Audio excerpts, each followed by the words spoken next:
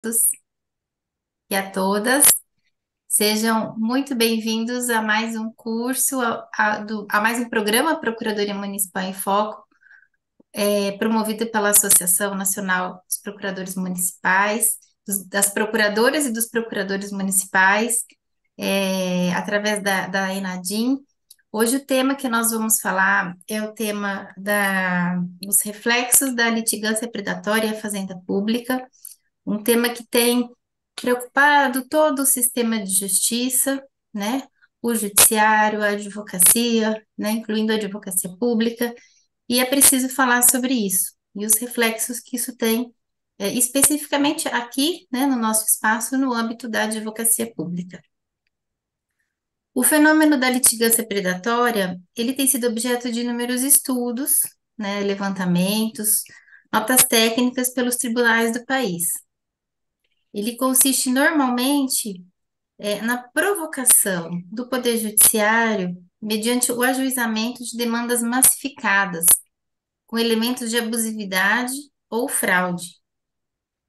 No âmbito da fazenda pública, ele tem se mostrado cada vez mais presente, notadamente depois da nossa Constituição Federal de 88, que esse ano completa 35 anos, mas que intensificou sobremaneira o fenômeno da judicialização excessiva dos direitos fundamentais. Para compreender o fenômeno e saber identificá-lo, bem como lidar com as suas consequências, notadamente os seus reflexos na fazenda pública, nós trouxemos dois palestrantes que lidam com o tema no âmbito da sua atuação. Dr. Silvio Neves Batista Filho, desembargador do Tribunal de Justiça de Pernambuco, e a doutora Isabel Cecília, advogada da União, os quais, desde já, eu agradeço imensamente o aceite pelo convite para estarem aqui conosco hoje. E para começar os nossos debates, eu chamo a nossa colega, doutora Isabel Cecília de Oliveira Bezerra, que é advogada da União, na Procuradoria Regional da União da Terceira Região, com atuação no Núcleo Estratégico da Coresp, mestre em Direito e membro da ABEP, Associação Brasileira Elas no Processo. Isabel, prazer tê-la aqui. Dia. Bom Prazer dia, todo mundo. seja muito bem-vinda Tá. Thaisa, o e a prazer é palavra é todo sua. meu. Queria saudar inicialmente a doutora Thaisa Sintra, agradecer o convite, Thaisa, muito obrigada pela lembrança do meu nome.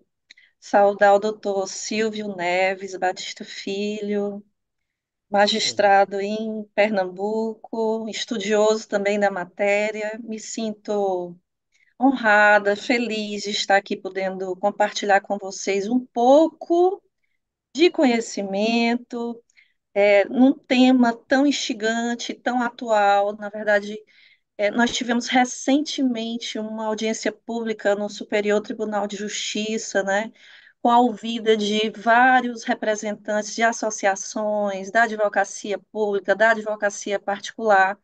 E é um tema realmente palpitante, é um tema atualíssimo e é um tema que vai ocupar diversos profissionais do sistema de justiça, estudiosos, pesquisadores, porque ele se apresenta ele apresenta uma atualidade premente diante da inserção da inteligência artificial que vai chegar com tudo dentro do sistema de justiça. Então, eu vou iniciar minha fala fazendo um recorte histórico, lembrando que nós temos o processo judicial como uma relação jurídico-processual, e essa relação jurídico-processual, ela vem sendo instrumentalizada de diferentes formas ao longo do tempo. Nós tivemos o processo escrito, nós tivemos o processo físico costurado, manuscrito, depois nós tivemos um processo judicial costuradinho, também autos físicos, mas já com a utilização da máquina de escrever, não sei, doutor Silvio, se o senhor recorda.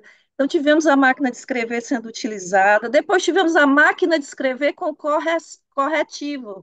Vocês lembram do sucesso que foi? né, receber uma máquina de escrever que corrigia, né, determinado erro que a gente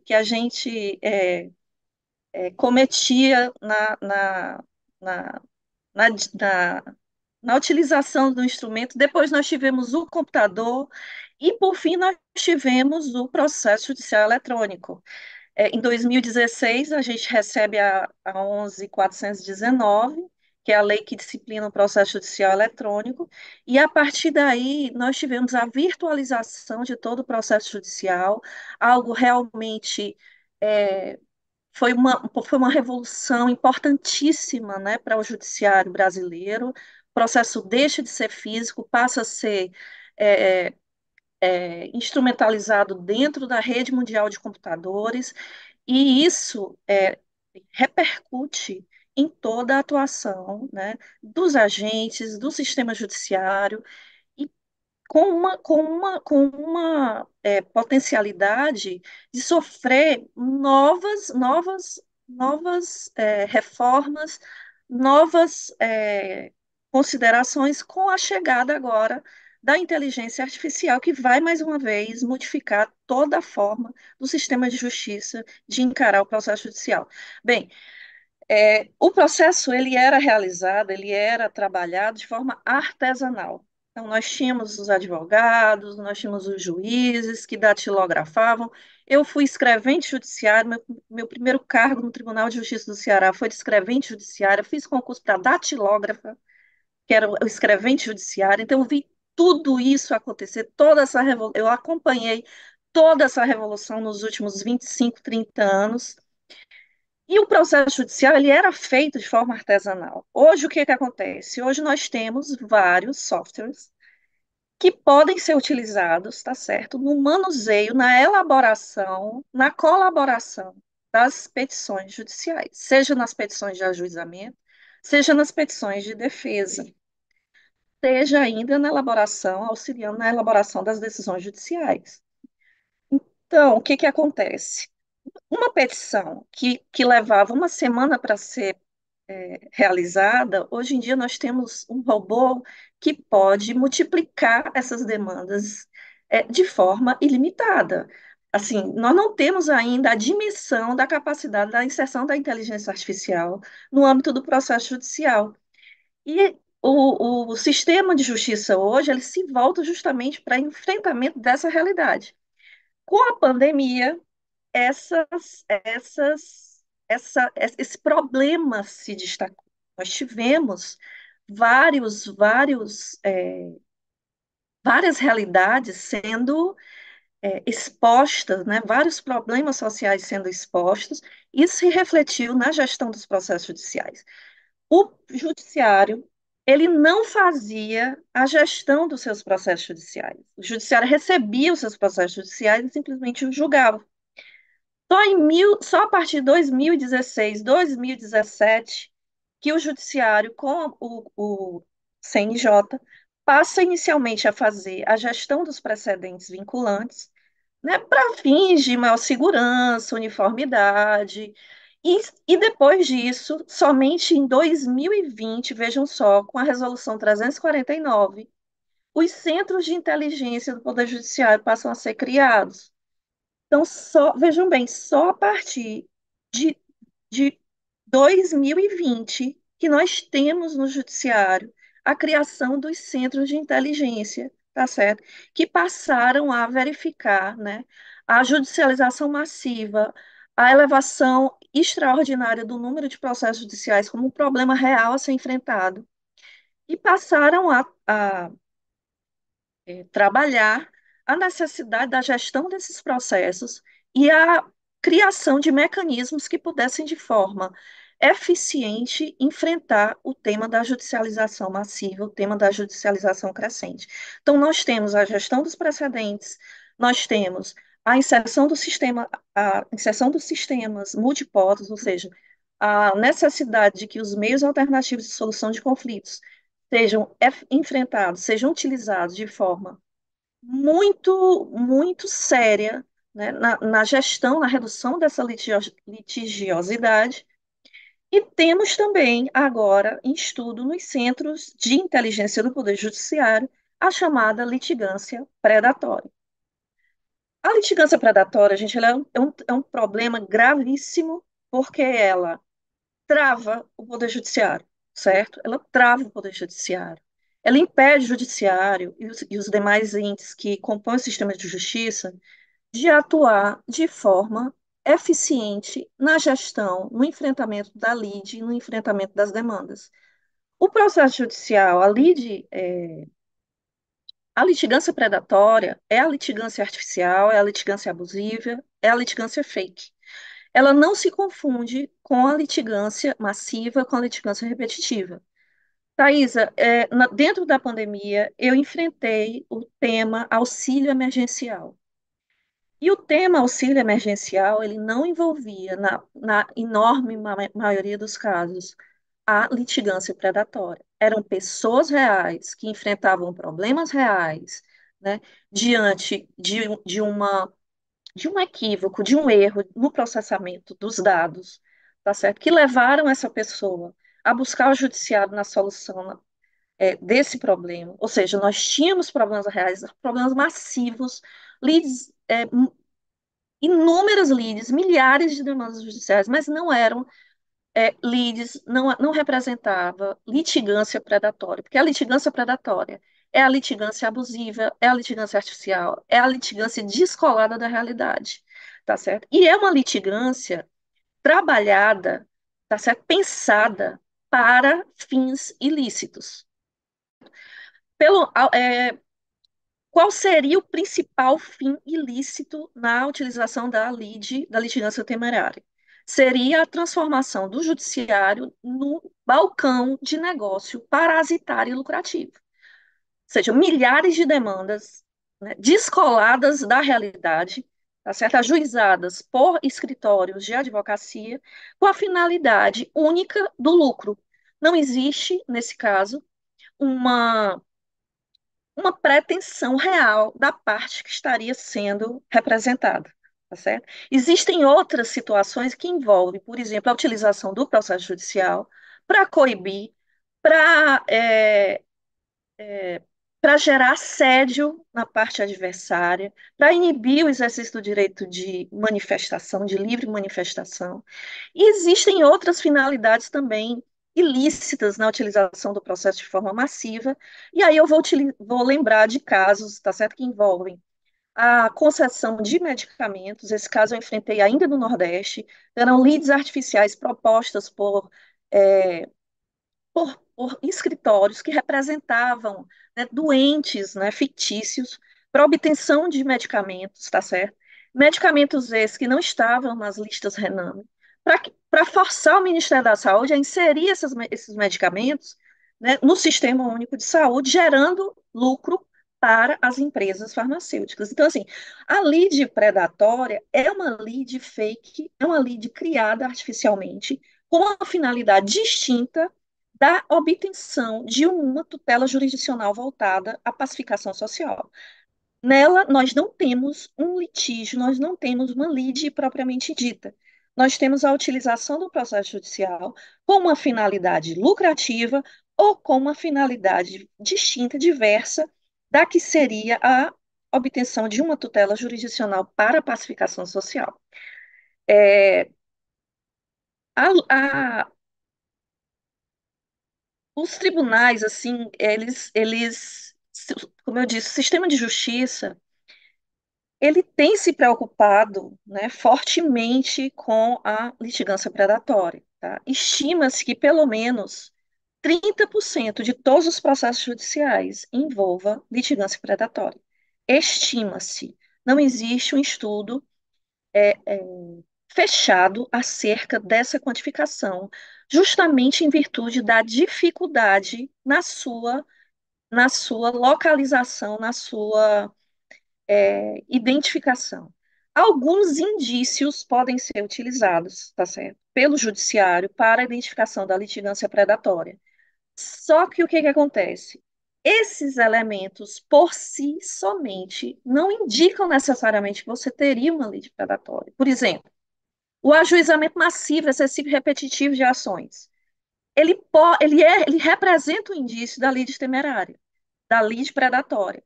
Mas não necessariamente você terá a litigância predatória em toda situação de litigância massiva, em toda situação de litigância repetitiva.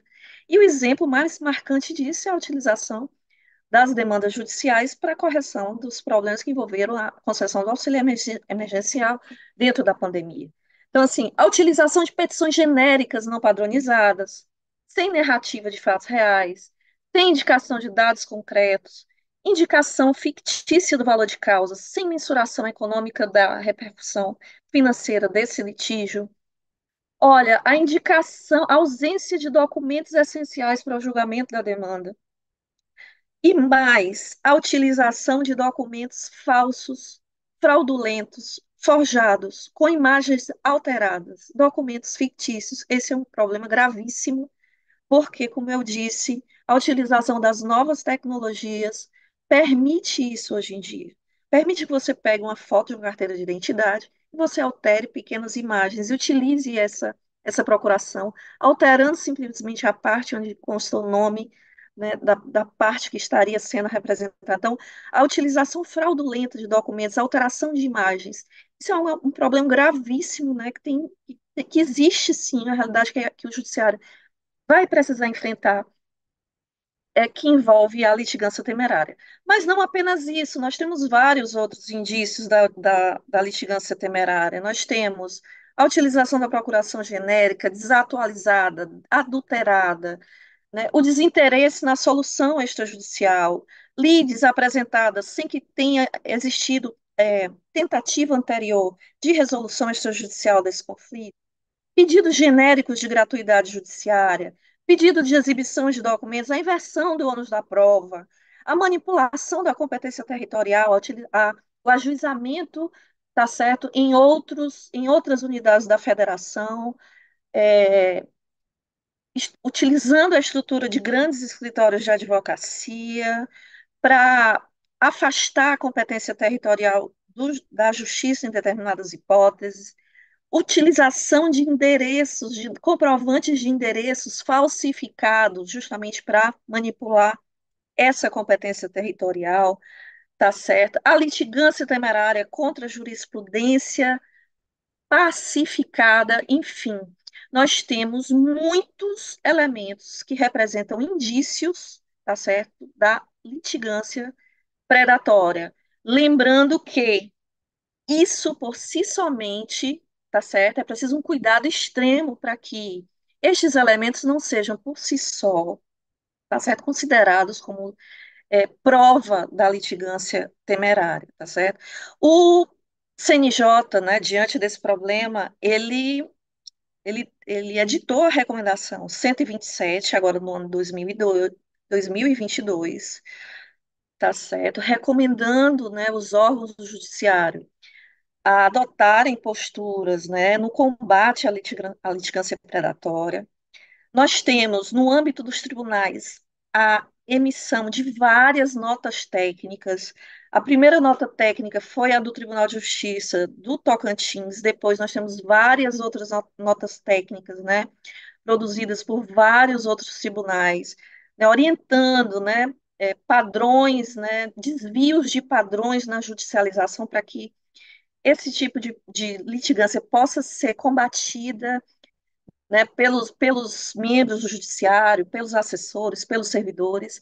E nós temos também no âmbito do judiciário a criação dos núcleos de monitoramento de perfil de demandas no âmbito dos tribunais, né, que são órgãos internos dos tribunais para a identificação das lides da litigância predatória. Bom, recentemente nós tivemos também no CNJ, né, a edição da Portaria 250 de 2022, que cria um grupo de trabalho. Olha, 2022, veja a importância, né, a atualidade do tema. Nós temos atualmente no CNJ um grupo de trabalho criado justamente com o objetivo, né, de apresentar propostas para o enfrentamento à litigância predatória, né? Preciso destacar também, né, que, dada a relevância do tema, nós temos hoje no Superior Tribunal de Justiça, né, a afetação do tema no RESP 2. 2021-665 é um processo judicial do Mato Grosso do Sul, tá certo? Esse processo ele foi afetado para o rito do julgamento dos recursos especiais repetitivos, tá certo?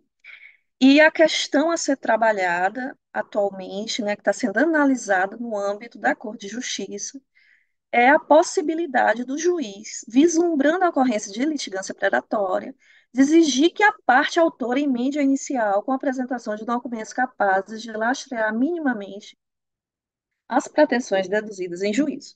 Nós tivemos recentemente uma audiência pública, agora dia 8 de outubro de 2023, e tivemos a participação de várias instituições, várias entidades representativas da advocacia, do meio acadêmico, estudando, né, apresentando suas considerações, né, diante do problema da litigância predatória, com vistas, né, à obtenção de uma solução para esse tipo de problema. Bem, dentro da AGU, vou passar agora nossa, a nossa posição com relação à litigância predatória. A AGU, ela trabalha, tá certo, com um volume de recursos bastante limitado. A AGU é uma instituição que trabalha, nosso orçamento em 2021 foi de apenas 4 bilhões, em 2022 de também apenas 4 bilhões de reais. Nós temos apenas 9 mil advogados, procuradores e servidores em todo o Brasil. E só no ano de 2022, Thaís, nós recebemos cerca de 500 mil ações judiciais, com 2 milhões de manifestações judiciais registradas no nosso sistema Sapiens. 2 milhões de manifestações judiciais. Então, a AGEOL trabalha com recursos bastante limitados, recursos financeiros, recursos humanos limitados.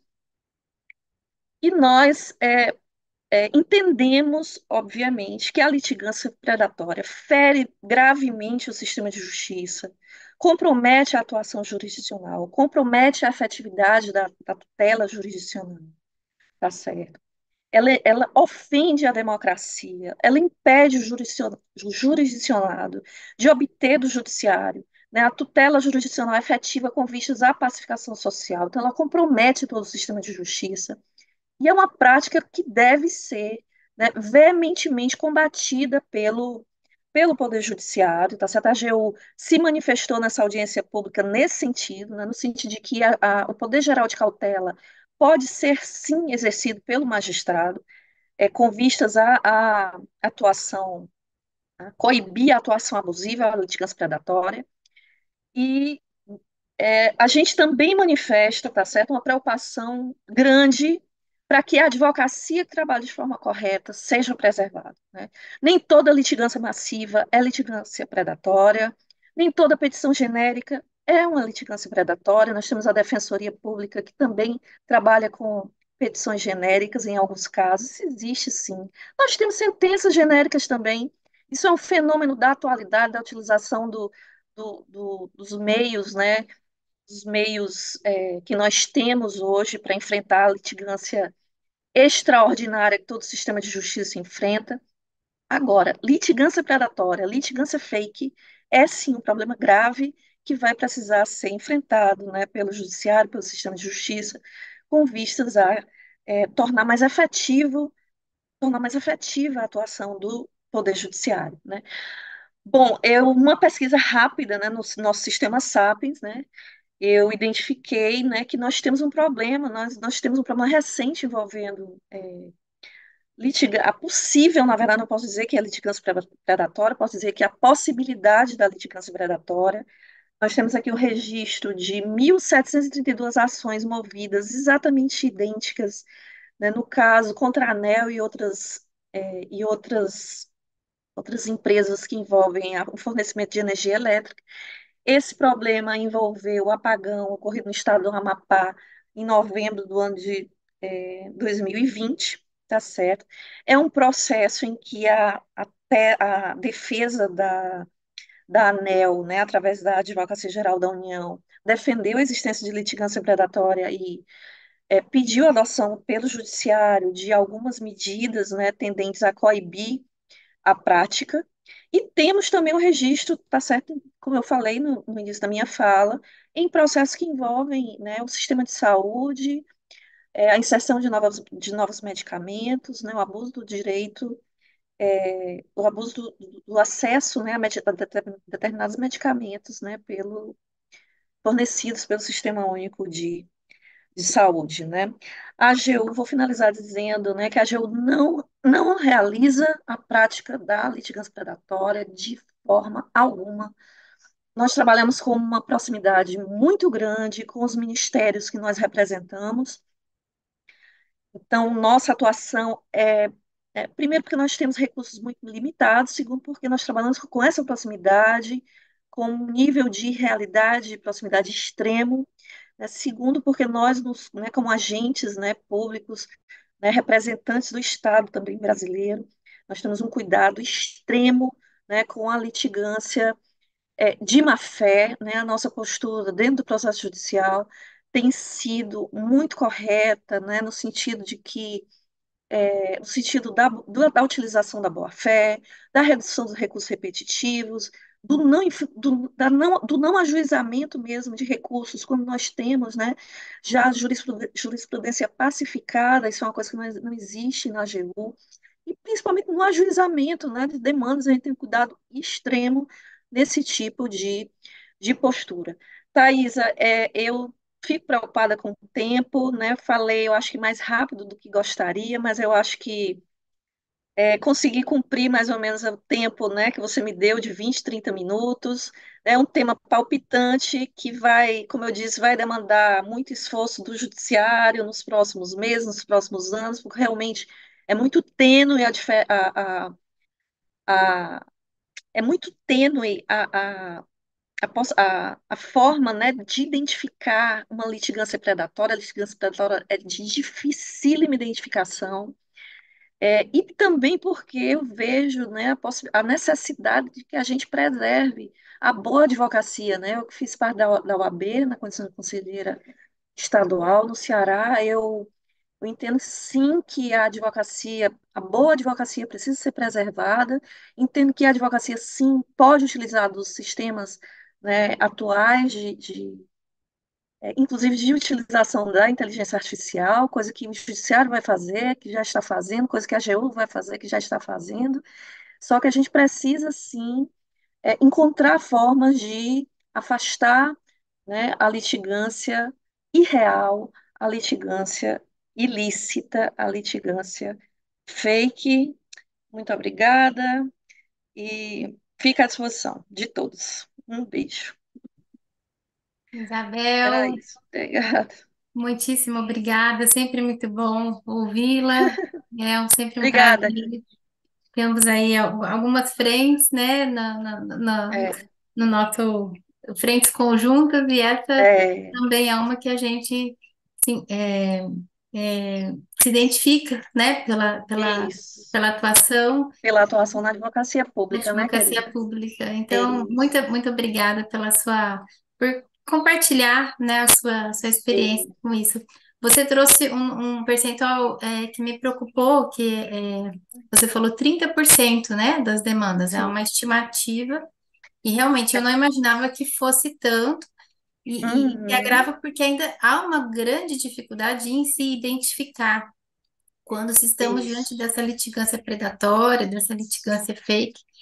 Isso me Uhum, fez pensar que isso, estamos vivendo no âmbito do próprio Poder Judiciário um estado de coisas inconstitucional, porque nós estamos afrontando o artigo 5º, inciso 35, né, certeza. que, que fala do acesso à justiça. Então, é um movimento que afronta, dentro do judiciário, que afronta o próprio acesso à justiça. Então, Uhum. precisamos realmente falar, precisamos saber de soluções e para compartilhar aqui a sua experiência, eu chamo o nosso segundo palestrante, o Dr. Silvio Neves Batista Filho, que é é, uma grande honra para nós tê-lo aqui conosco na NPM, na escola.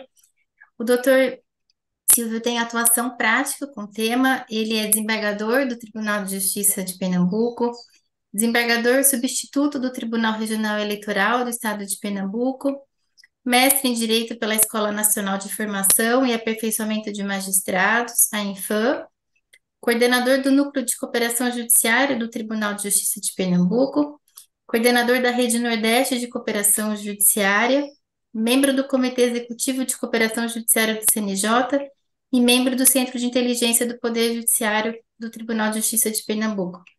Doutor Silvio, muitíssimo obrigada pela disponibilidade de estar aqui conosco hoje e nos ajude a tentar entender e saber lidar com a litigância predatória. Obrigado, Thaisa, Sintra. Bom dia. Queria saudar também a doutora Isabel Bezerra, que nos brindou com uma palestra bem completa sobre o assunto, praticamente esgotando a matéria. Mais rápido, né, Eu vou, doutor? mas a matéria é muito importante. Se eu for repetitivo em algumas coisas, me perdoem, mas é importante, né? Eu queria agradecer. Isso é a minha uma honra estar aqui, tá? É uma honra estar aqui falando da Associação Nacional dos Procuradores, Procuradoras Municipais. Queria agradecer o convite. Me permita chamar de Thaisa. Eu tenho dificuldade com formalidades. Eu já disse até antes de nós começarmos, eu falei isso, e tenho mesmo, né? E também é meu amigo Ravi Peixoto, que fez o primeiro contato, é uma pessoa que eu conheço há muito tempo, que admiro demais pelo trabalho dele, desde antes dele se tornar procurador municipal. Eu queria começar mencionando duas questões que a doutora Isabel falou. A primeira, eu concordo, que é integralmente que a questão que a AGU não pratica. A AGU e o poder público em geral, eles não praticam É, litigância predatória. A AGU tem uma atuação importantíssima recente, a partir de junho de 2020, fez uma cooperação com o STJ, e essa cooperação virou uma espécie de uma mudança. É extremamente importante falar isso aqui, doutora, porque a gente é, está num ambiente de advocacia pública, e esse exemplo da isso, AGU deveria ser replicado, na verdade, aqui em Pernambuco já há, de certa forma, uma situação semelhante com a Procuradoria municipal, fiscal, né, da área da fiscal, das execuções fiscais. Há, sim, um trabalho de contenção de processos. E o que é que a AGU faz? demais. Me permita, doutora Isabel. Sim, Quando há matérias já pacificadas no Tribunal Superiores, quando já há um precedentes obrigatórios, então há um trabalho de não desjudicialização. Acho que a palavra é essa. Agora exatamente. não vou me arriscar a falar muito, mas já. E desde 2020. E de junho de 2020 para janeiro de 2023, houve uma redução de 774 mil processos na Justiça Federal. Isso é um número muito significativo e que precisa ser ressaltado. Esse era o primeiro ponto. O segundo ponto que eu queria falar é com relação ao percentual. Eu até acho que é 30% de forma geral, quando se envolve todas as áreas. Mas quando se pensa em, no meu caso, por exemplo, eu diria que é mais de 50%. Eu não tenho nenhuma dúvida que é mais de 50%. Quando você chega numa comarca do sertão, eu não tenho nenhuma dúvida de que é 80%, 90%. Caramba, Há uma enxurrada, essa é daí parte a gravidade, e aí com essa fala eu começo a compartilhar minha tela, com a permissão de cara. vocês. Deixa eu só achar ela aqui.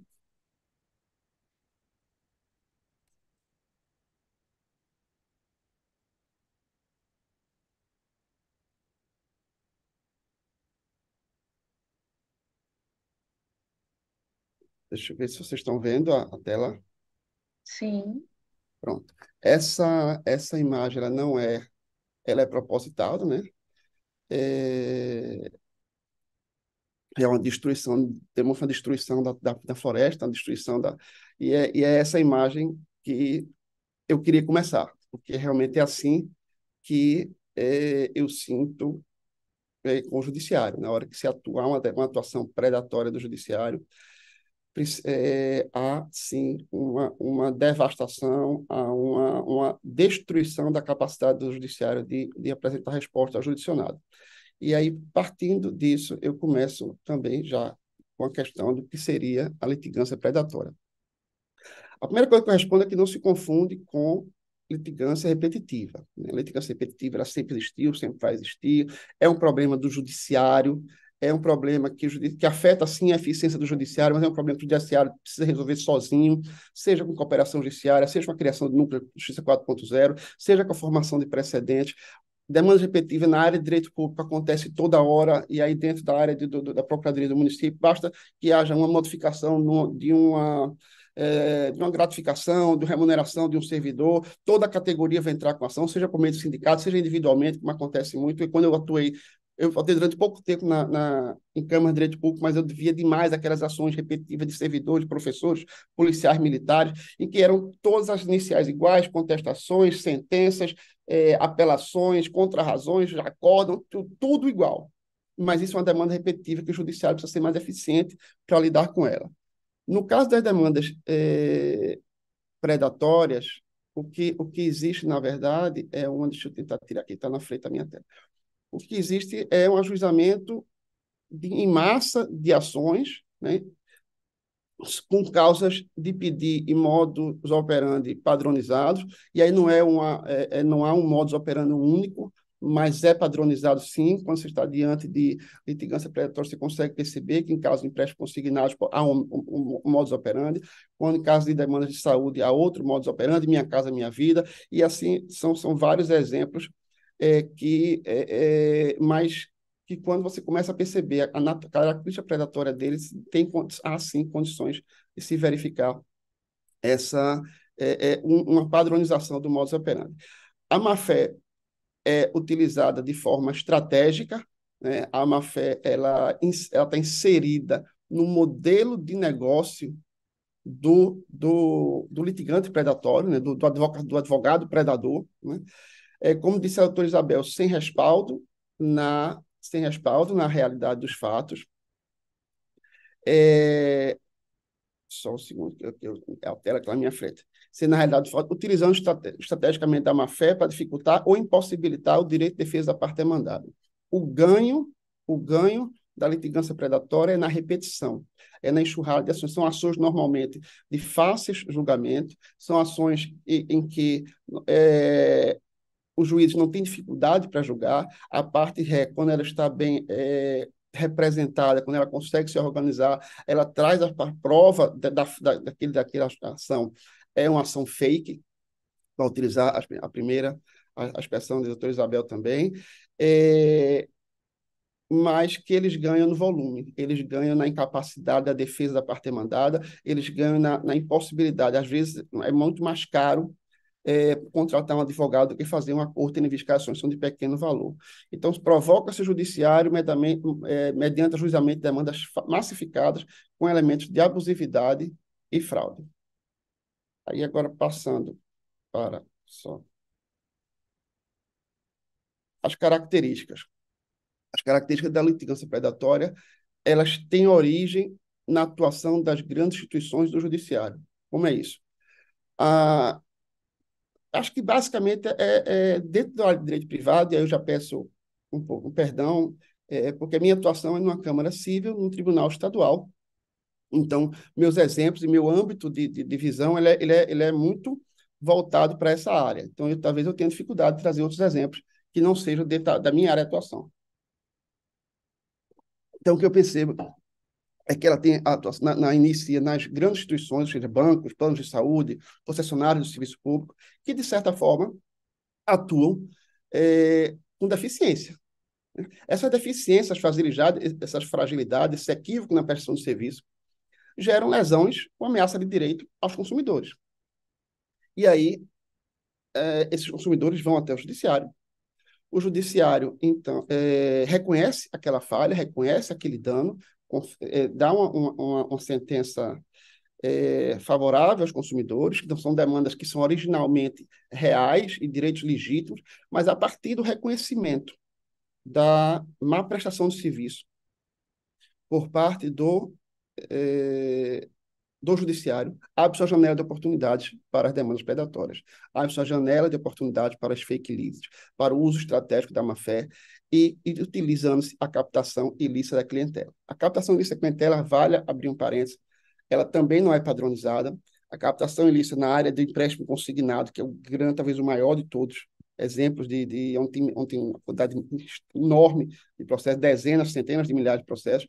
Ela acontece normalmente com sindicatos de ruralistas, de aposentados, com associações, líderes comunitários. A captação se dá dessa forma. E não tem como ser diferente. Nós estamos vendo uma quantidade de pessoas de muito hipossuficientes, pessoas de nível muito baixo, que estão contratando escritórios de advocacia no Tocantins, pessoas do Norte Sertão do Pernambuco, na cidade de Exu, que para quem não conhece a cidade de Exu é onde nasceu Luiz Gonzaga, que a maior litigante, que tem 3.000, 4.000 clientes na cidade de Exu, é um advogado de Tocantins, um advogado de Mato Grosso. Então não há essa captação, ela não é feita de forma direta. E aí abro também um parêntese para dizer que não, quando se quer combater a atuação do judiciário com a litigância predatória, se costuma dizer, criticar, seja a atuação das grandes empresas, que tem uma certa razão de ser, seja dizendo que o tribunal está tirando o acesso à justiça aos hipossuficientes. Eu vou até falar um pouco disso mais na frente, mas eu só queria dizer, nesse aspecto da captação ilícita da clientela, que na demanda predatória, a parte autora ela é apenas um instrumento do advogado. A parte autora ela não sofre a lesão. A parte autora ela somente entrega desavisadamente, e muitas vezes, quando os juízes chegam junto, intimam as partes para depoimento pessoal, muitas e muitas vezes é que não conhece advogado, que não contratou, que foi procurado por alguém do sindicato e que disse que não ia pagar menos o empréstimo que ele tinha feito, e a pessoa entrega aquela procuração. Então, o autor, ele simplesmente, no caso de empréstimo consignado, ele empresta o seu CPF, ele empresta o seu contrato para o uso indevido do advogado. Então, como eu já disse também, na questão da advocacia, há uma aposta na incapacidade ou alto custo de defesa. Essa litigância ela gera uma quantidade expressiva e desproporcional aos históricos e estatísticos de ações propostas na localidade. O que é que isso quer dizer? Eu, uma vez, pensando com um juiz aqui do primeira entrância, do Sertão de Pernambuco, ele disse que não existe mais. Foi até um juiz que saiu até na imprensa nacional, que ele extinguiu. Tem duas situações aqui em Pernambuco. O juiz de Araripina, do Dr. Leonardo, que extinguiu quase 4.000 processos, e tem um juiz de uma cidade de Sanharó, os dois fizeram trabalhos semelhantes, que extinguiu quase 2.000 processos em uma sentença só, com a constatação de que haveria demanda predatória. Então, conversando com eles me disseram o seguinte: não existe mais comarca tranquila em Pernambuco. E isso deve existir em qualquer cidade, qualquer comarca do país. Principalmente em comarcas de primeira entrância. Os juízes chegam, antigamente, comarcas que tinham 1.000 processos por ano, recebiam processos por ano, passaram a receber 5, 6, 10.000 processos de um único advogado com a mesma matéria. Como disse o doutor Isabel, são petições iniciais acompanhadas de um mesmo comprovante de residência. Às vezes, esse comprovante de residência ela é utilizado em vários processos, em diferentes ações, diferentes autores. Ainda ontem eu soube de um caso na Bahia, de que... a Bahia não, foi aqui em Pernambuco. Foi aqui em Pernambuco. Que utilizou-se o mesmo contrato, o mesmo autor, e entrou-se com várias ações, 6 ações diferentes, em comarcas diferentes, comarcas próximas. E aí o juiz detectou isso. Quando o juiz detectou, ele saiu procurando, ele verificou 6 processos. E nesses 6 processos, o Bradesco tinha feito acordo em 2, ou seja, o mesmo contrato, o mesmo empréstimo, e o próprio banco o próprio banco não conseguiu controlar e fez esse acordo em dois processos iguais, com marca diferente, dada a quantidade o dado volume desses processos. Quem detectou isso não foi o juiz, eu me equivoquei, foi o Bastião. O Bastião é um sistema novo aqui em Pernambuco, que usa inteligência artificial e que ele entra no processo judicial eletrônico, no PJE, e ele identifica a repetição de documentos. Então, quando o juiz estava dando a sentença, o Bastião detectou que aquele contrato já tinha sido utilizado em outros processos. E aí ele foi olhar e verificou os processos e viu que, inclusive, e aí foi quando o juiz, sozinho, com a ajuda do Bastião, viu que existiam mais de um acordo sobre o mesmo contrato. Como eu já falei, são são postulados por advogados não residentes da comarca, Isso aí é uma característica muito grande, até para dificultar a fiscalização da OAB. A OAB de Pernambuco ela tem sido um bom parceiro pelo Tribunal de Ética, mas nos outros estados há ainda uma resistência grande em relação a isso. A ausência de comprovantes, documentos comprobatórios mínimos das alegações, normalmente são ações com pedidos genéricos, procurações genéricas, se junta tão somente comprovante de residência, que muitas vezes falso, a procuração, um extrato do INSS ou uma conta de luz e se faz o pedido apostando na dificuldade da defesa diante do volume. Antes de falar das consequências, eu queria ter uma noção de falar do tamanho do problema. Eu separei aqui alguns exemplos do tamanho do problema. No Tribunal do Mato Grosso do Sul, dos quase 50 mil processos em tramitação, onde se questionava a validade de contratos bancários, havia 50 mil processos, 39 mil eram patrocinados por um único advogado. 39.704, para ser mais exato. Isso é um exemplo do Mato Grosso do Sul. O Mato Grosso do Sul, inclusive, teve uma operação policial em cima de advocacia predatória lá. Na comarca de Ipubi, que é o sertão de Pernambuco, uma cidade que só tem 31 mil habitantes, e no censo anterior a esse último, tinham 2.700 idosos. Um único advogado propôs 2.600 ações para idosos, né, questionando empréstimos consignados concedidos aos aposentados. Então, numa cidade que tinha 2.700 idosos, tinham 2.600 ações por únicos advogados, todos os clientes eram justamente os idosos. Exemplos como esse tem em todos os tribunais, e, como eu disse, hoje é raro ter uma comarca que não seja atacada por esse tipo de ação. O Numoped de São Paulo, o Tribunal de São Paulo e a Corregedoria, ela fizeram um levantamento e constatou que a litigância predatória ela atinge, no estado de São Paulo, entre 300 e 600 mil processos. Há um custo que ultrapassa R$ 1 bilhão apenas no Judiciário Paulista. Então, as consequências disso. Inundação de processos afetando a capacidade de resposta do Judiciário, e aí vale também aqui uma interrupção para falar que a porta de entrada do Judiciário é infinita. Né? A porta do Judiciário constitucionalmente infinita. Mas a saída ela é estreita e engessada. Como uma das características do serviço público. A saída do Judiciário, a capacidade de resposta ela é bastante limitada. E aí, quando se fala em impedir acesso à justiça, na verdade, o que impede o acesso à justiça é justamente a litigância predatória. Quando o judiciário ele combate a litigância predatória, ele está garantindo e querendo trabalhar pelo acesso à justiça. Por quê? Porque o acesso à justiça não é acesso à porta de entrada. O acesso à justiça é, como diz o Kazuo Watanabe, no escrito muito citado, é que o acesso à justiça é o acesso à ordem jurídica justa. Então, quando se quer entrar com o judiciário, não se quer apenas distribuir uma ação, se quer obter a resposta do judiciário. E essa litigância predatória impede o judiciário de responder adequadamente e a contento aos anseios do jurisdicionado. Não cumprimento de metas do CNJ. É assunto que interessa. Os juízes são todos fiscalizados. O CNJ tem metas, exige, fiscaliza, cobra todo dia. As correias cobram os tribunais cobram os juízes.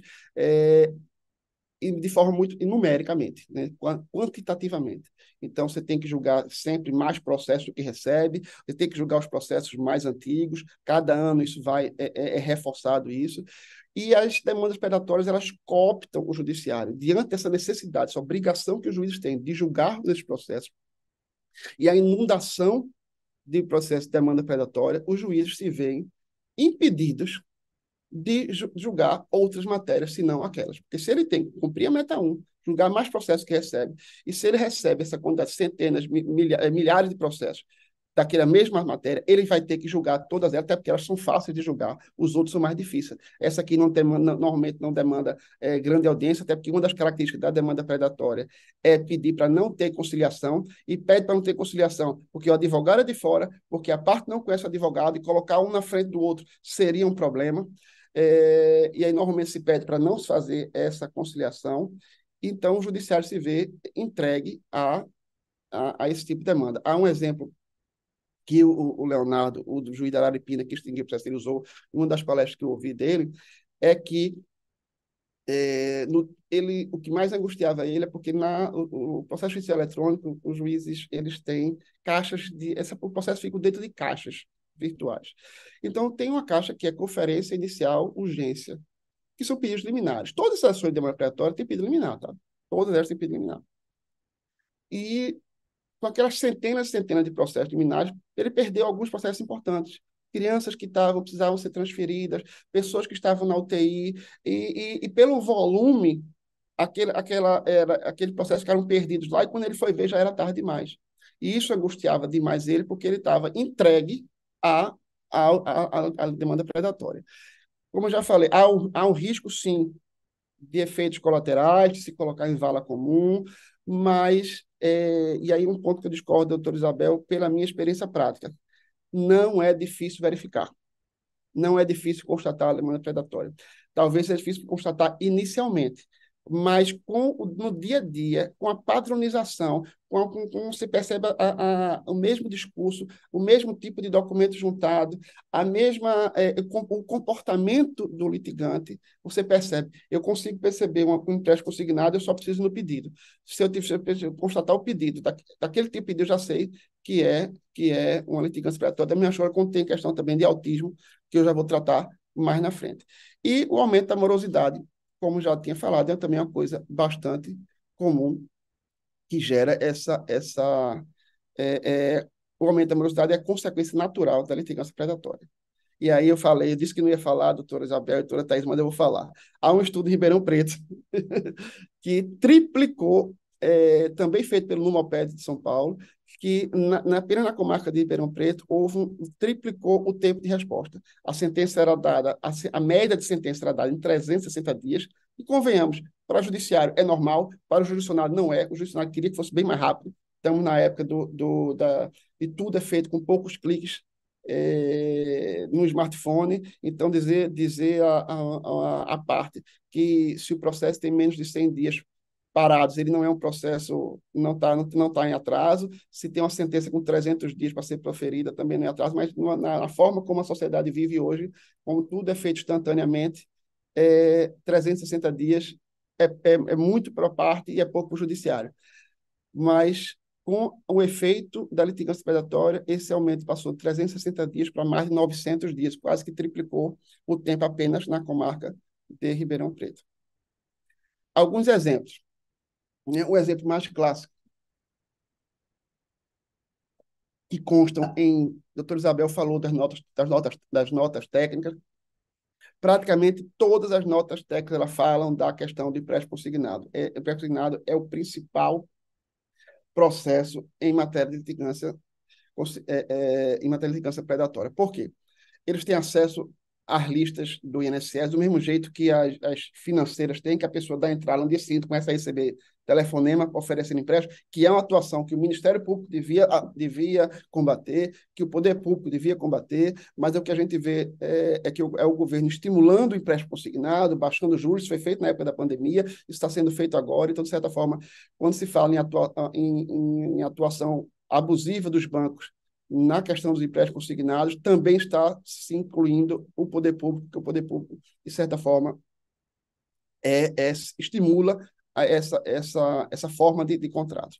Então, quando se entra com ação de empréstimo consignado, a pessoa recebe, isso estou falando base em relatos que eu já li de sentenças, onde as partes foram ouvidas e mostraram como é que funcionava. É contatado por um líder sindical ou por um líder comunitário, dizendo que tem um advogado, que ele vai pagar menos. Ou então diz outra coisa, ele pega comprovante de residência, a relação do INSS ele já tem, e a procuração genérica. A partir daí ele entra pedindo, dizendo que não existe contrato, o contrato é nulo, que não existe contrato, que está sendo cobrado, e que não sabe o que é isso. Tal. Aí o banco vem e junta contrato, transferência bancária, comprovação do saque, e desmistificando, desmoronando toda aquela tese. Aí ele começa a dizer que foi fraude, que não vacinou, que é semi-analfabeto, isso aqui, e aí vai tentando brigar por uma perícia grafotécnica, uma coisa assim. Esse é uma espécie. No empréstimo consignado tem duas formas. Tem empréstimo consignado clássico e tem um cartão de crédito consignado. A única diferença é que o cartão de crédito consignado, a pessoa é descontada do valor mínimo do cartão, e ele teria que pagar, isso porque normalmente ele não tem margem para receber o empréstimo. Então, ele paga o mínimo, é descontado o mínimo da fatura do cartão, e a pessoa tem que pagar a fatura. Aí se para de pagar a fatura, diz que aquele contrato não existe, então, para de pagar a fatura e passa, então, a alegar a nulidade do contrato, a ausência, a fraude, tudo. Esse é fatiamento de demandas. Fatiamento de demandas, o mesmo contrato gera dezenas de ações. Ele pega o contrato, ele pede dano moral, ele pede devolução de valores em outro, ele pede questiona juros em outro, e assim ele vai fazendo, ou entra, como eu já disse aqui, ele entra com o mesmo contrato em vários locais diferentes. O Centro de Inteligência do Tribunal da Bahia, ele identificou que um advogado chegou a propor 32 ações de um mesmo autor contra o mesmo banco. E com um ou dois contratos, mas era o mesmo contrato, porque tinha um contrato, tinha uma renegociação desse contrato, depois tinha outra renegociação, e aí ele gerou 32 ações. Isso também, o fatiamento não é, tem gente que reluta um pouco em aceitar, achando que a parte tem direito, sim, de eventualmente dividir aquele postulação em mais de um pedido. Mas, como tudo em litigância predatória, o que é legítimo, o que é legítimo e o que é de direito num processo normal, quando está diante desse fenômeno, ele passa a ser abusivo e, por essa razão, passa a ser utilizado, passa a haver uma má-fé explícita, passa a ser um abuso desse direito e, a partir daí, justifica a atuação mais enfática do judiciário. Outra forma, pane dos serviços públicos. Falei um pouco no início, normalmente uma falta d'água, uma falta de luz, um serviço de telefonia que passou um tempo, uma pane, como esse mencionado agora do Amapá. Tem dois exemplos aqui em Pernambuco interessantes, um da Companhia de Saneamento em Petrolina. Houve uma falta de água em alguns 2 ou 3 bairros durante uma semana, e aí gerou várias ações, né, dezenas de ações. Depois de um tempo, a Compesa, que é a companhia, começou a perceber que as ações continuavam e de pessoas que sequer moravam naquele bairro. E isso aconteceu também com ações contra TIM, telefonia, né? Teve um ano que houve uma pane em uma cidade aqui do Agreste, Pernambuco, que ficou 3 dias no final do ano final do ano é 30, 31 e 1 de janeiro, sem funcionar. E aí as pessoas entraram com ação de indenização, os juízes inicialmente deram indenizações baixas, mas deram indenizações, e então passou-se a ter centenas e centenas de processos de pessoas que sequer juntavam a conta de telefone. A prova que tinha conta de estava comprovando de residência e pedia ação, e alguns juízes começaram a dar, depois a pessoa, eita, peraí, não tem nenhuma prova do dano, não tem nenhuma prova que a pessoa tem uma linha da TIM, não tem nenhuma prova que a pessoa não tinha outro celular, ou que deixou de se comunicar, né? Então, essa é uma forma. Decorrente do falho do serviço público que gera a litigância predatória. Demandas de saúde. Demanda de saúde eu queria separar entre privada e pública. Nas privadas, primeira questão na atuação privada, a primeira questão da captação clientela. A captação aqui já não é mais por líder sindicato, já não é mais para o hipossuficiente, classe semi-analfabeta, pessoa muito pobre.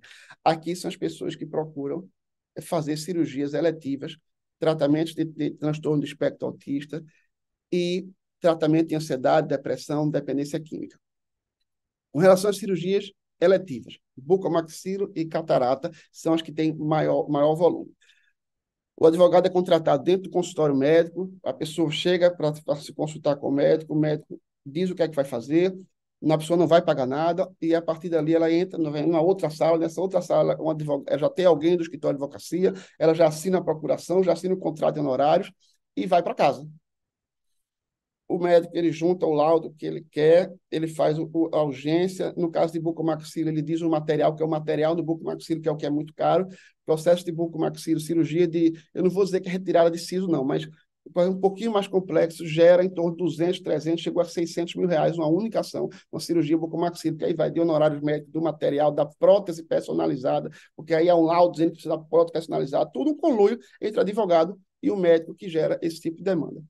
E no caso de catarata, são as lentes, né? As lentes não se passa a lente, né? Veja, normalmente não se passa, quando há demanda predatória, é bom que se fique claro, porque há cirurgia de catarata que são legítimas, como há cirurgia bucomaxilo que também são legítimas. Mas quando há demanda predatória, No caso de catarata, é a questão do valor das lentes. Se passa o valor da lente, o mais caro, o que tem maior comissão, o que o médico vai ganhar mais dinheiro. Então, há um depoimento da Unimed no Centro de Inteligência, que foi bem interessante, que foi o seguinte, que havia centenas de ações pedindo aquela lente, uma lente X. E a Unimed, então, foi no mercado e disse, olha, a gente está sendo condenado, estão obrigados, estão pagando caro, vamos fazer um contato com essa empresa. Entraram em contato com essa empresa e o valor reduziu significativamente o que a Unimed estava pagando. Então, a Unimed passou a, quando tinha o pedido, quando chegava o pedido, ela autorizava aquela lente. Em pouco tempo, as ações passaram a dizer que aquela lente já não prestava, que tinha uma lente melhor, e tinha uma lente que era melhor, que era mais cara, e aí era o dobro do preço. Ou seja, o que se interessa em demanda predatória em matéria de saúde não é o cumprimento liminar, não é a cumprimentação, é o descumprimento pelo plano de saúde, porque é justamente aí onde há o recebimento de valores. Transtorno de espectro autista. Laudos padronizados iguais para qualquer tipo de autismo, sempre se encaminhando com aquela quantidade toda de tratamentos, uma quantidade de horas excessiva. Eu cheguei a pegar um processo em que uma criança de 4 anos teria que ficar 55 horas por semana em tratamento, de tantas, 3 horas por semana de fisioterapia, 3 horas por semana de fonoaudiólogo, 3 horas por semana de equinoterapia, 3 horas, ou seja, era tanto tratamento que a criança precisasse, se fizesse tudo, seria 56 horas dentro somente com aquelas com toda aquela prescrição do laudo. Então, os laudos eles são padronizados, são os mesmos tipos de tratamento, a mesma quantidade de horas e todos encaminhados para poucas clínicas. Por quê? Quando a clínica, aí os planos de saúde credenciam aqueles tratamentos. Aí ele passa a questionar que aquela pessoa não é especialista naquele tratamento.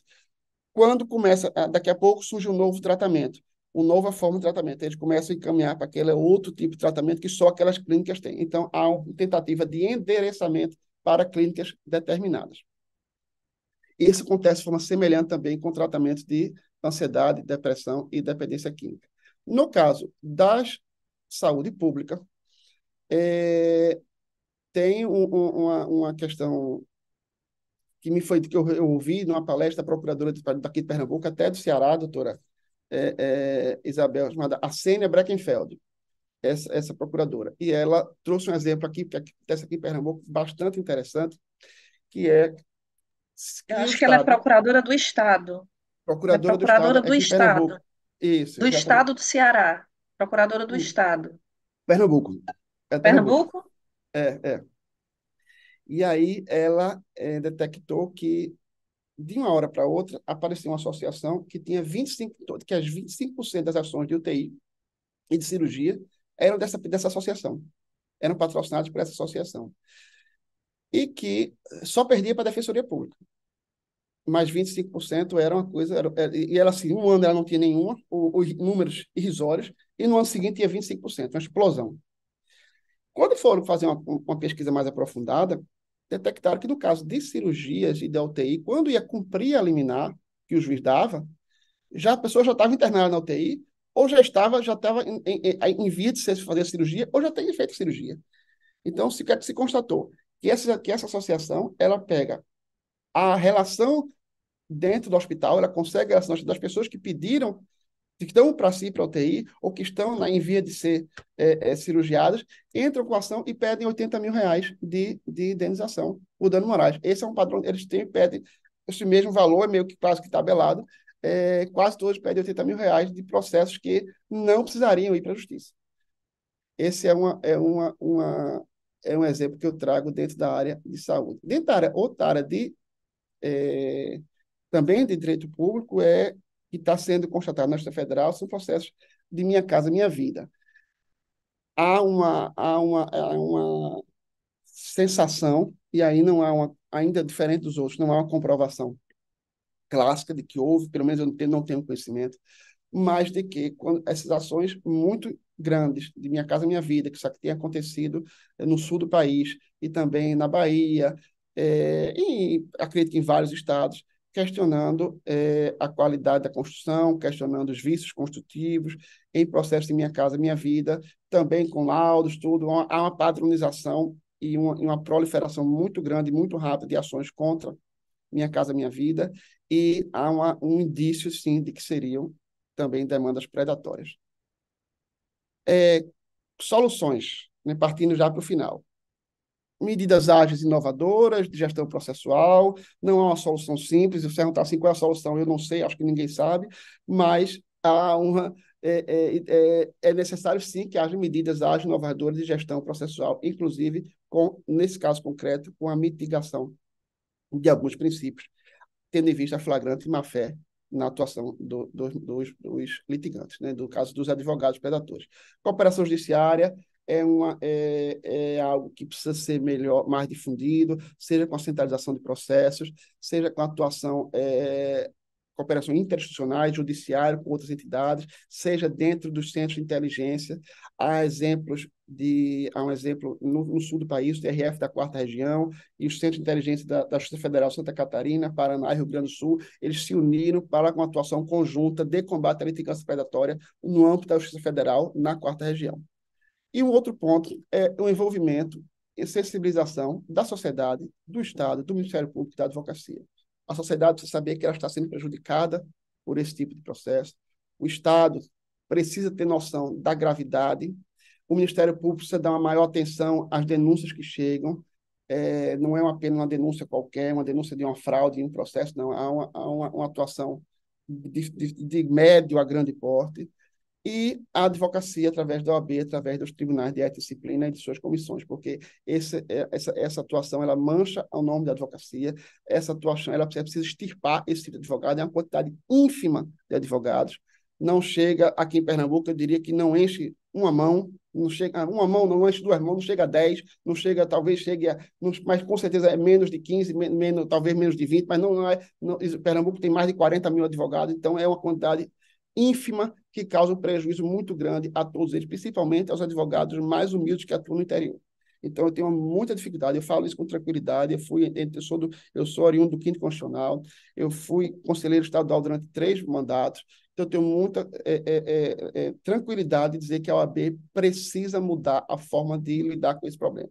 Ela precisa se conscientizar que não se está perseguindo advogado que tem causas repetitivas, se está querendo justamente proteger a advocacia como um todo.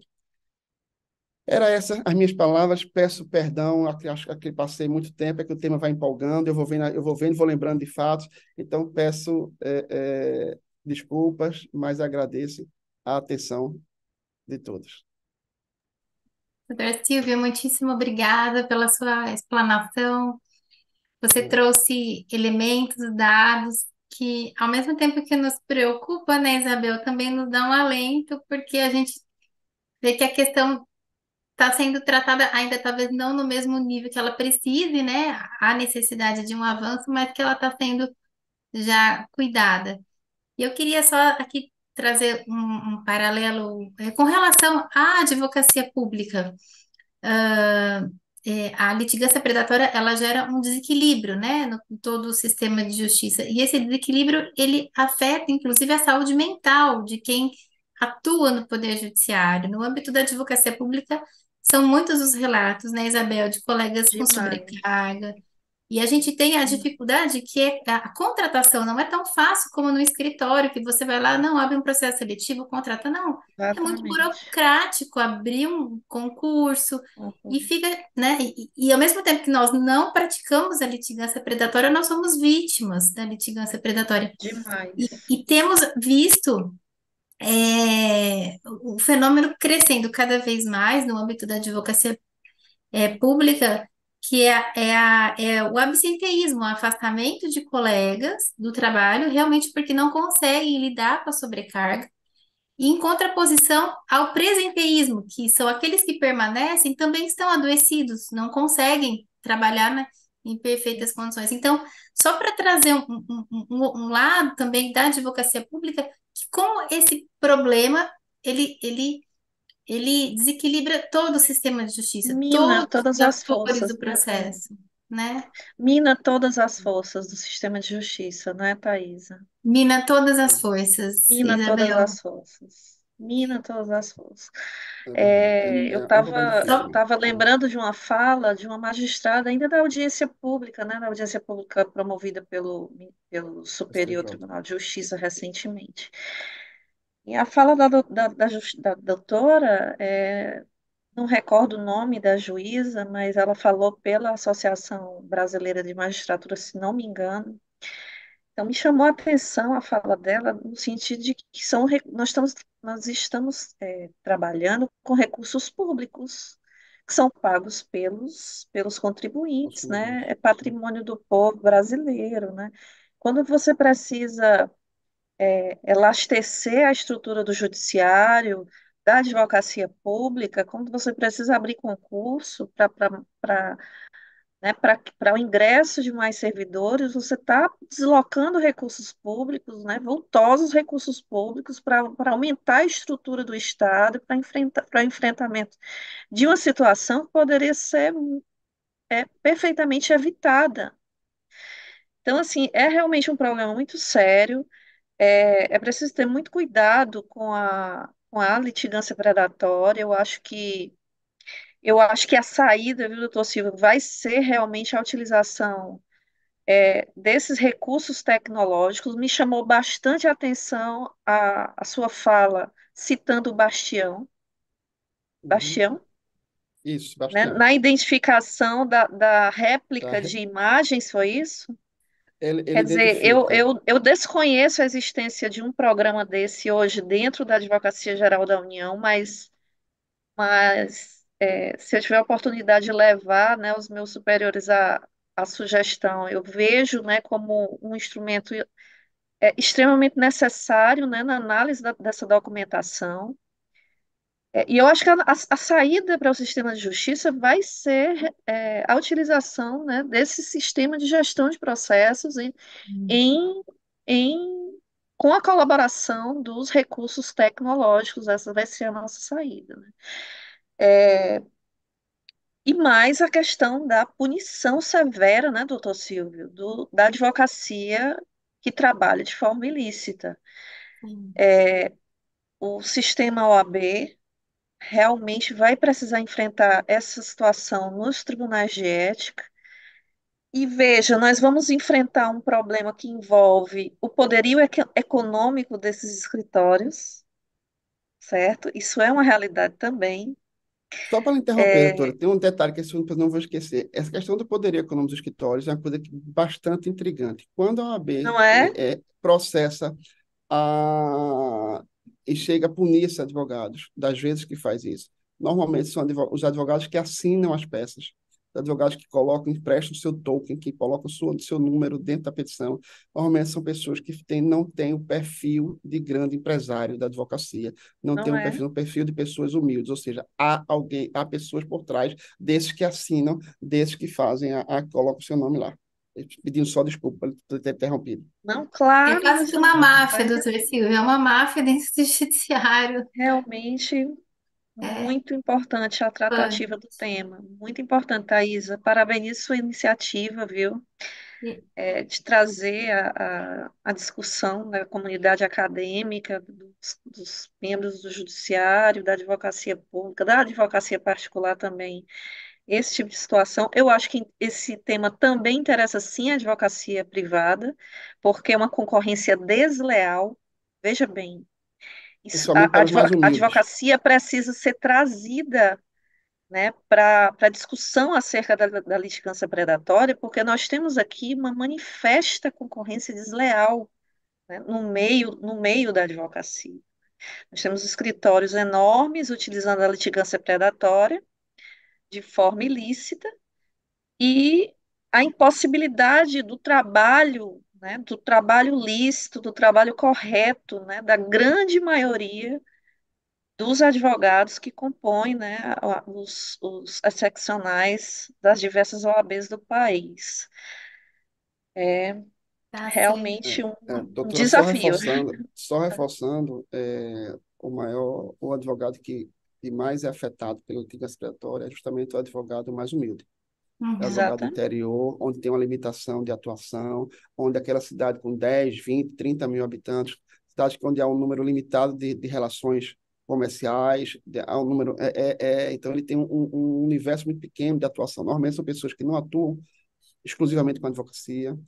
É, afeta também o jovem advogado, aquele advogado com Sim, 5, 10 anos de formado, está tentando se firmar, e está tentando se fazer carreira solo, não como empregado de escritório, mas que ele está tentando fazer carreira solo. Esse é o sim. maior prejudicado da criança pré-datória, na minha concepção. E eu tenho, por isso que eu estou dizendo, toda vez que eu vejo a OAB, nos últimos meses, ela tem sido muito enfática contra essa atuação judiciária.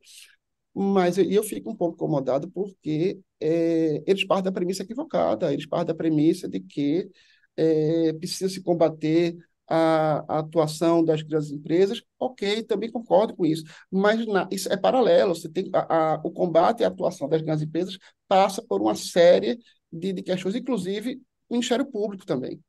Mas quando se vê isso não, o fato dessas empresas ofertarem de forma abusiva os contratos de empréstimo consignado, isso é um fato para ser combatido. Mas isso não se comunica com o uso abusivo desses empréstimos que foram contratados, né, indevidamente na justiça, para se obter ganho ilícito para o advogado, e não e onde o jurisdicionado sequer, muitas vezes, sequer sabe que ele recebeu alguma indenização. Uhum. É como eu disse no mês, ele empresta o CPF, ele empresta o contrato para a atuação do advogado. Excelente, pessoal. Olha, eu estou aqui pensando em várias coisas.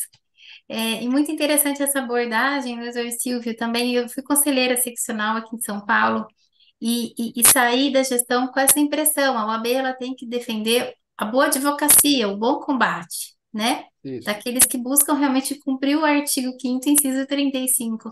Então, esse é um problema sério que desestrutura o sistema de justiça e que tem que realmente ser isso, cirurgicamente enfrentado. Então, olha, certamente. não tenho palavras para agradecer vocês hoje pelos ensinamentos, pela disponibilidade, pelo bate-papo extremamente, apesar do tema ser um tema pesado, foi extremamente prazeroso, extremamente agradável.